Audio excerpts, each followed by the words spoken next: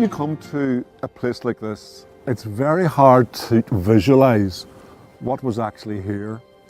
But if you can do that, it really begins to open up everything for you. This is a graveyard, obviously, because there are grave stones and tombs littered about the place. But it's only part of a wider complex.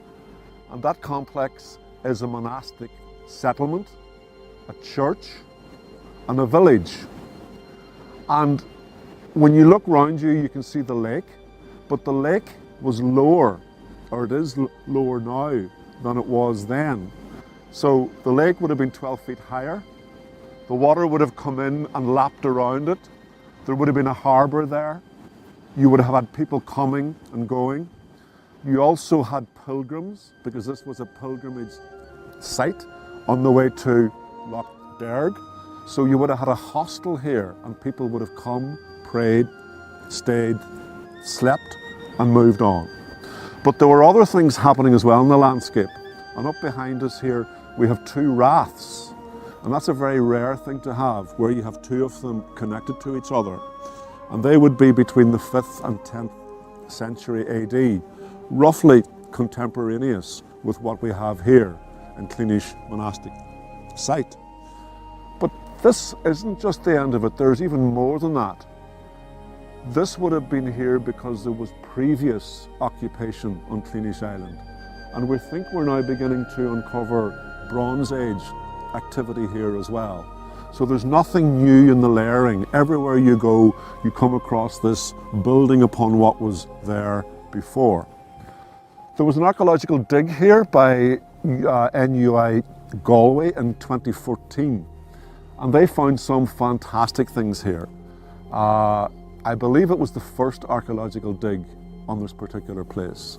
Just to the north of us here, between here and the Lough, they did a dig and they uncovered a disarticulated skeleton, and that means that the head wasn't on it. So someone who was buried without their head meant that this person wasn't buried within the graveyard, was buried without. So who was this person? Why did he lose his head? And why was he buried out there? We may never know the answers to that, but it adds to the mystery of the place, and it adds to the speculation that you can bring about it. As part of the archaeological dig, they also did a geophys survey of the wider area, and it revealed a huge, extensive piece of development in the area. There were field boundaries, there were foundations of buildings, and there was a D-shaped enclosure. So you're looking at something now that doesn't look like any of that, but if you can use your imagination to begin to visualize a church, a graveyard, a village, a harbour, raths, all of these things come together, and most importantly, the people who would have been active here. The monks praying, the people working in the fields, people at industry, and pilgrims coming up and down the Lough on their way to and from Lough, and of course all of the other pilgrimage churches and sites that we have littered up and down Lough Erne. The history of this place means nothing without people. We have talked about this place and what it might have looked like, and the interaction between it, landscape, church, society, all of those things were happening here. But the people today, they are the people who interpret it, who come and visit it and want to make something of it so that they can see what this place would have been and what it means to them now. And the communities within which places like this reside are critically important to the maintenance, the interest and the success of them.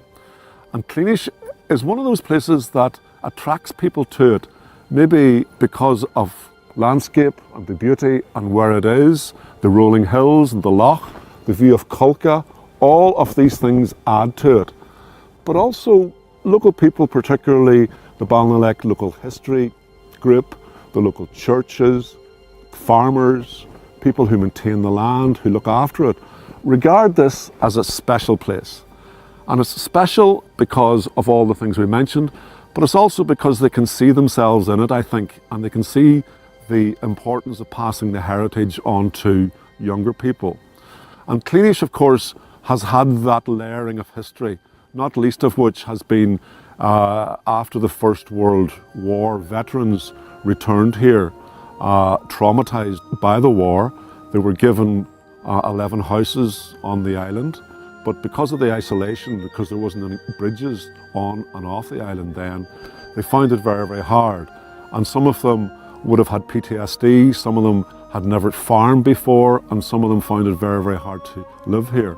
And that's interesting because even though we're close to the mainland on either side of us here, it's still a very isolated place. And that more recent history reflects that back on us as well. And the local history group that made the film and wrote the book and attracted people to come here because of that are also attracting people here because of this. So it adds to the layering, it adds to the stories of people and place. It gives a real sense of pathos and a real sense of the importance of this and why it means something to people's lives, and therefore how we can continue this by bringing more people to see it, by bringing our young people over to visit it and to interpret it for our own needs in the 21st century.